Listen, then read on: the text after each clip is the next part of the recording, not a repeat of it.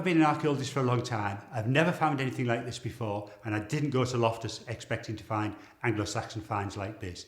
I went there on a discovery to find out about the Iron Age, a people before the Romans invaded this country. There's an Iron Age site there, but more excitingly, what I didn't expect to find was an Anglo-Saxon cemetery with rich graves and treasure, a truly fantastic site. Although I'd dug an Anglo-Saxon cemetery before, this was totally different. We're at a period in time, what used to be called the Dark Ages, when society is just emerging of kings and kingdoms and things like that.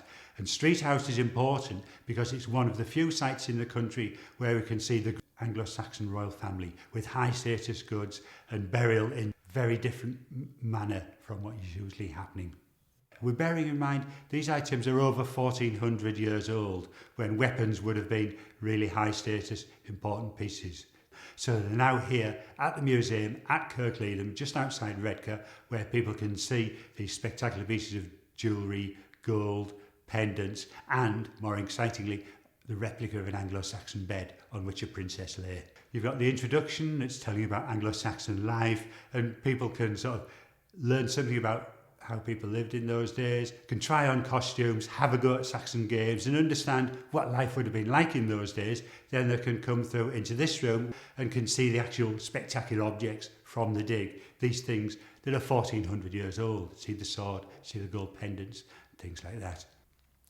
Since the exhibition opened, we've been having a series of talks and occasionally other events, reenactors coming in to try and bring to life this exciting period. And our next event in this series, in this programme, is at the end of this month on the 31st of March, when we will be having reenactors, people dressed up, living a role of Anglo-Saxon life, other activities including crafts, music.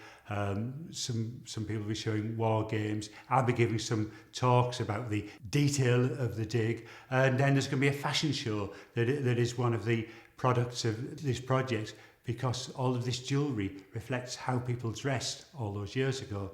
And one thing we're doing some workshops with some children, and they're making their own Anglo-Saxon inspired costumes. These will be made in schools as part of workshops, and then on the 31st there'll be a walk along fashion show and we'll be judging how they looked.